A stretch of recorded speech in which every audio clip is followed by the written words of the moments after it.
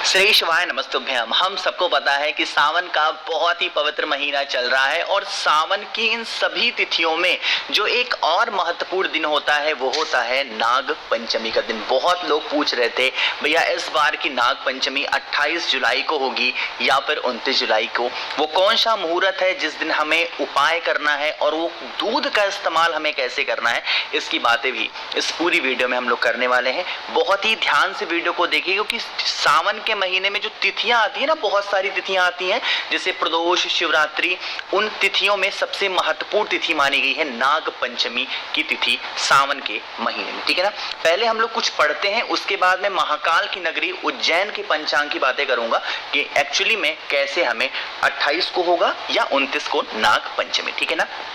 देखो क्या लिखा है, वैदिक पंचांग के अनुसार सावन माह के शुक्ल पक्ष की पंचमी तिथि 28 जुलाई को, ध्यान सुनिएगा, कब 28 जुलाई को देर रात में 11:24 पे शुरू होगी और वहीं ये 30 जुलाई को देर रात 12:46 पर खत्म हो जाएगी। हमारे सनातन धर्म में सूर्योदय से तिथि की गणना की जाती है। इस प्रकार 29 जुलाई को नाग पंचमी तिथि मनाई जाएगी। ये तो बातें हो गई लिखी लिखाई ना, जो बहुत सारे जगहों पे लिखी हैं।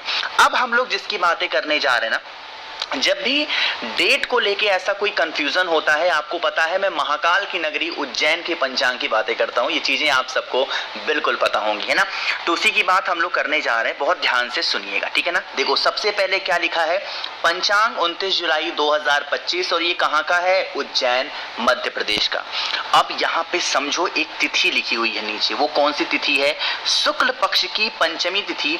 जैसा कि लिखा हुआ था 28 जुलाई को रात में 11:24 पे स्टार्ट हो रही है। पंचमी तिथि कब शुरू हो रही है, 28 जुलाई को रात में 11:30 बजे, और ये खत्म कब हो रही है, रात में 30 तारीख को रात में 12:46, मोटा मोटा मान के चलो 12:30 बजे।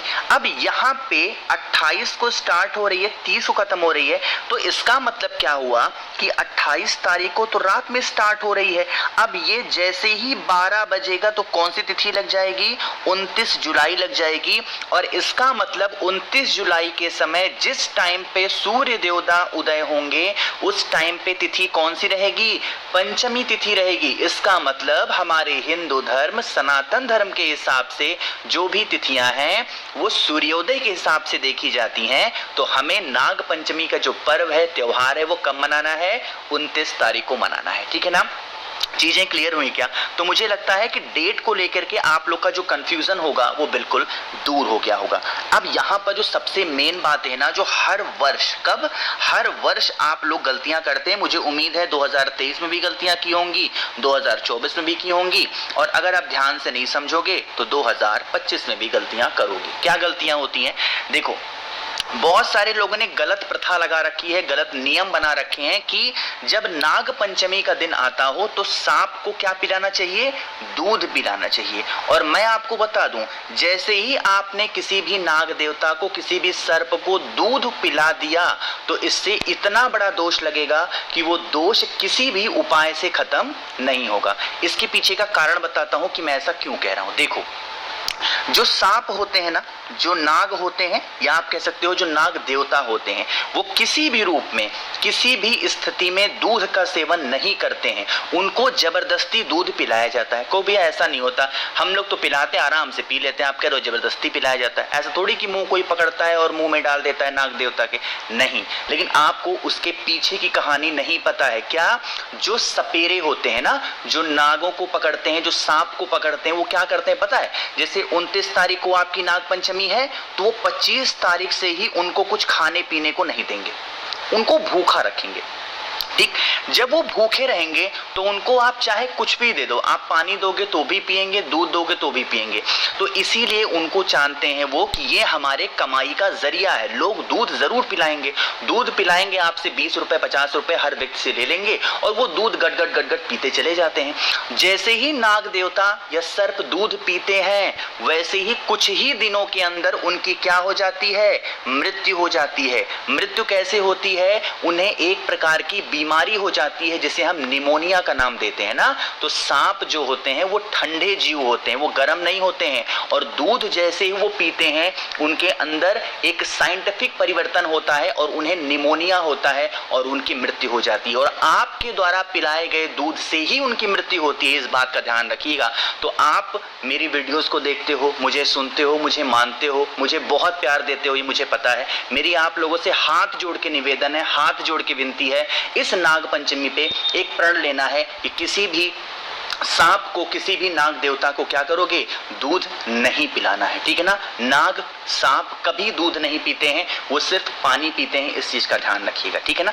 दूध तो वो पी लेते हैं क्योंकि भूखे रहते हैं, बहुत सारे 3-4 दिन से भूखे रहते हैं, इसलिए वो दूध का सेवन करते हैं। दूध चढ़ाना कहाँ पे है समझिएगा। आप लोगों के घर में महादेव का शिवलिंग होगा।